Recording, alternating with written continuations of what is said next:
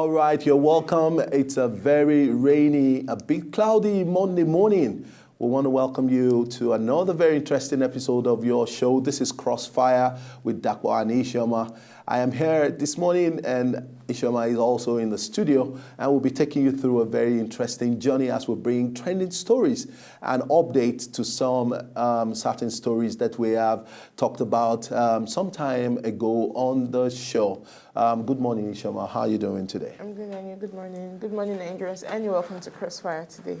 All right, we have a very interesting story, and because of time, we will just go straight into the program of the day. Buhari's cabinet to be made up of committed technocrats. I mean, for me and for you, we're looking up to a very robust time with the new government coming in May the 29th. I'm very sure they will press the push button the moment they get on that seat. As last week we started discussing on issues that probably, some of the challenges that the incoming government will likely be inheriting from the outgoing government. Nigerian President-elect Muhammadu Buhari says his cabinet will be made up of people with requisite experience and committed technocrats. Speaking yesterday in Abuja while meeting with northern leaders, Buhari said his choice of cabinet members would stimulate the incoming administration towards delivering good governance that would meet the aspiration of Nigerians. He said his administration would give priority to education,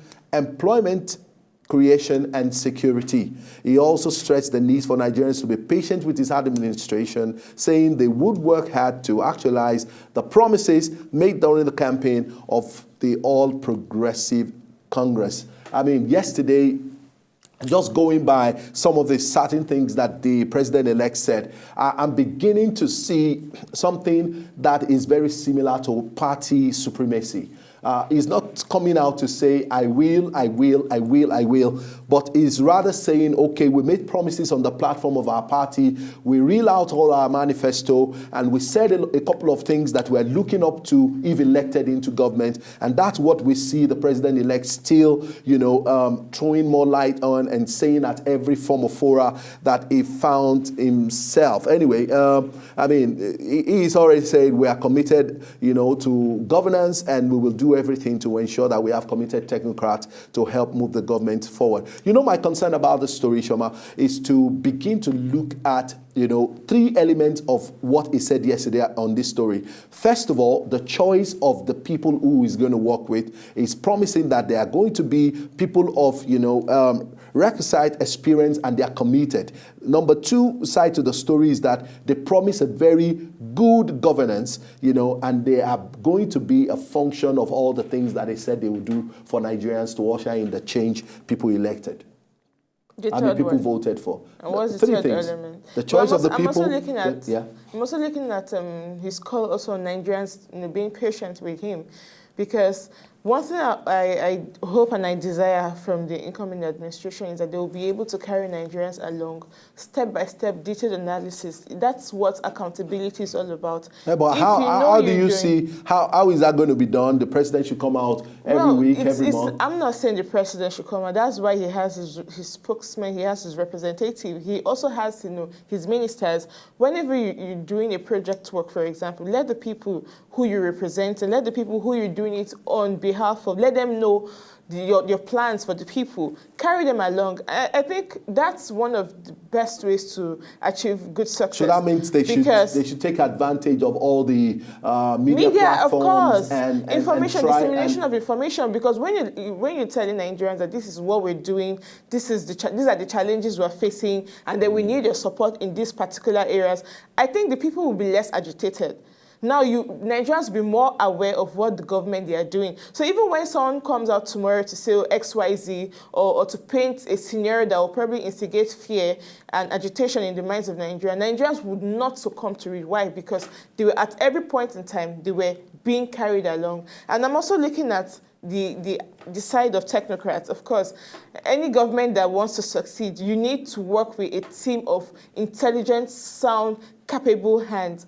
And at the end of the day, intelligent, sound, capable hands, yes, but marry it also with people who have good leadership qualities. Because there are so many individuals who are sound, who are capable, but then they do not know how to speak in public, or public speaking, in the sense that they do not even know how, they do not know how to conduct themselves in such ways and manner that are befitting of leaders. Because at that point in time, you have a lot of people under you, working and serving under you. You have a lot of people who are looking up to you. When we have politicians who probably do not know how to act, speak, or do not know the right word to say at a particular point in time to manage situation or conflict situations, it could also destroy the good work. He emphasized, people with requisite experience and committed technocrat. For me, are we talking about people who have international experience here or local experience? The reason why I'm diversifying a little or trying to expatiate on that particular point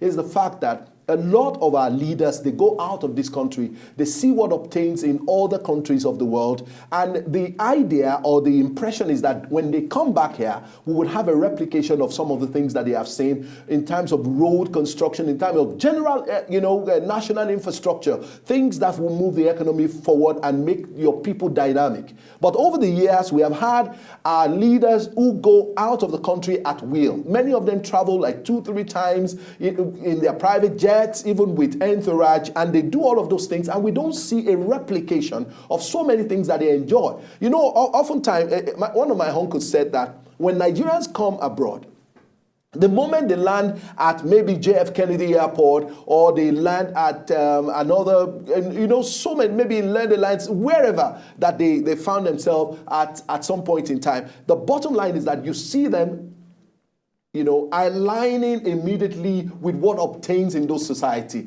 They do not, they queue when they have to queue, they talk when they have to talk, they keep quiet when they have to keep quiet, they ask questions properly, and they do all of that. But the moment they come back to Murtala Mohammed International Airport, they drop everything behind them, and then they take up, the skin that makes them thick as Nigerians. And that is baffling. You would have expected that, okay, whatever is being seen working abroad as technocrats, or all you want to do is to say, this idea is a very laudable idea. I have seen it work in Singapore. I have seen it work in social places. Let's bring it back home and let's come and execute it. Now, talking about, people with requisite, experience, are we talking about people who have led in one capacity or the other within the country, or you are bringing in people with fresh ideas who have the possibility of coming to interpret a lot of things that they have seen in those areas, that they have lived and grew and did business, and all of that. The truth is,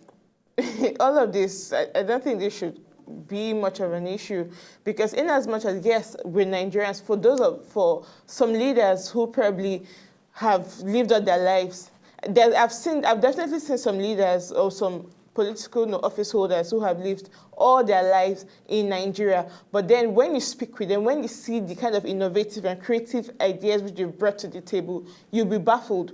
Because Nigeria is a society on its own, with its own challenges, with its own issues. In as much as it's beautiful to also incorporate some of the beautiful ideas we see overseas. But then also understand that each environment, they have their own challenges. Yes, you were right when you said most of our leaders, they go abroad and then they act all well-behaved and well-mannered, and even their interests, they watch it. But when they come here, they misbehave. It's all because of the environment.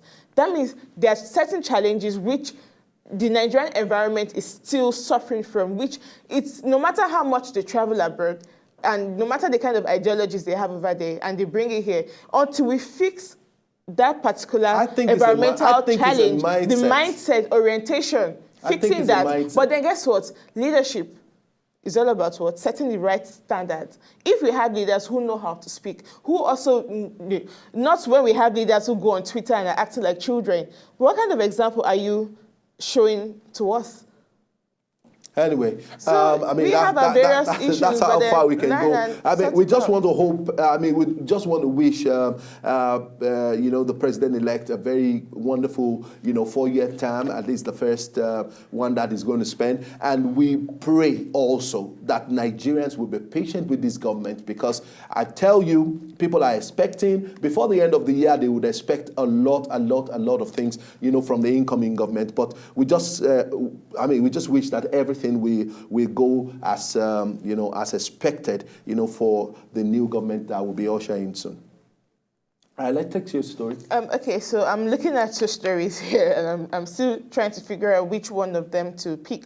But then I think I'll go with the national chairman of the PDP, Mr. Adamu Muazu, has challenged members. He came out to challenge members of his party who have been threatening to factionalize the party. And then he was speaking through his media advisor, Mr. Tony Amadi. And then the PDP chairman said he would not resign his office despite threats by some members to form a faction party. And in fact, he has come out to say that if he leaves, then the PDP will die. But then because now that we have the APC, come May 29, will be taking over the reins of affairs as the major political party. A lot of Nigerians are looking up to the PDP. A lot of Nigerians are trying to see how much of a very strong, formidable opposition party would they be. Because the truth is, the success of every government, should I say the success or failure of every government is largely dependent on the strength of the opposition party. So now, Mr. Adamu Muazu has come out to say that he has no problem with the PDP, and also that what's utmost in his mind is the progress of the PDP. But for those of them who are threatening to factionalize that party, well, he's challenging them to come out and see what they can do. My major concern with Muazu, don't forget his antecedents during the last, presidential election and the, gubernatorial elections and all of that, state and national assembly elections. Don't forget that here was a gentleman who the party believes was not doing so much to ensure that the party remains in power. He was accused of probably fraternizing with the opposition party. He was even, there were a few allegations, that were alleged against him, considering him as anti-party. And then at the same time, he was also seen as, favoring every little ideology and processes that the APC is putting into place. And eventually, all of this thing turns out to be true in a way. How? The elections did not eventually favor the PDP. Now, come to think of it, I feel that the way we should start looking at, politics and elections in the country is not for PDP. The major challenge that I see in the polity and in politics in Nigeria going forward in the next 4 years is for the APC not to have a strong opposition. The strongest opposition today that they can have is still the PDP. I would have expected, and don't forget, I'm not a prophet of doom. I still see a lot of people leave the APC. A lot of people who defected in the first instance, by the time it's 2 years, 3 years, almost 4 years, and another elections will be coming, I see them, if they are not given any form of appointment or they are not benefiting from the government of General Buhari, they likely will want to go and start preparing for a very strong opposition against the APC come 2018. 2019. The truth is, in as much as, yes, I probably would agree with what you said, that probably 2-3 years down the line and then they will want to defect back to the PDP. But one thing will always stand. If the APC from May 30th, let me give May 29th as a day of merriment and celebration, from May the 30th, if the APC, they begin to work and it's visible that they're actually working to changing Nigeria truly as they have come out to say, I don't care the number of people who will defect from the APC to the PDP. At the end of the day, the people of Nigeria will be able to mirror and look at the APC and the PDP. 16 years under the PDP, this and this and this and this were the things that were not seen. These were the things that they missed out on. But look, under 3-4 years of the APC, these are the things we're seeing. So it doesn't matter the number of defections we have. As long as the people, now, mind you, we're now moving on to a path, let me put a path of righteousness in Nigeria where elections, the people's voices will begin to count. At the end of the day, it doesn't matter the number of people who defect from the APC to the PDP. As long as the APC, they do what they are needed to do. Okay, don't you see, for the kind of elections and, the kind of politics we play in Nigeria, I would have, if I'm on the opposite side, a flip side of this whole story is to begin to see a very strong coalition being formed against the APC. How do I mean? The PDP may break into their various fractions, And then eventually, you have some strong party that are already on the ground. We have the Accord Party. We have the Labour Party. We have a couple of parties that are still very strong who likely can come together to form a very strong opposition against the APC come 2000. Without the person of the Jagaban in there. It is very possible. I mean, the Jagaban factor may have made APC succeed, but listen to me, Nigeria politics is not hinged very dicey. on one individual. Exactly. But there are some individuals who are born leaders. They understand the element of leadership. They know what it is to build. They know what it means to build from nothing, build a legacy on truth. We still have a lot of them around. This is Nigerian politics. Come on. We see, it's not just it's not only about the Jagaban. Well, it's not only about the Jagaban. We should give it to him. All right, we have more stories to bring your way, and when we come back from this break, we definitely will be taking you through that. We'll be right back.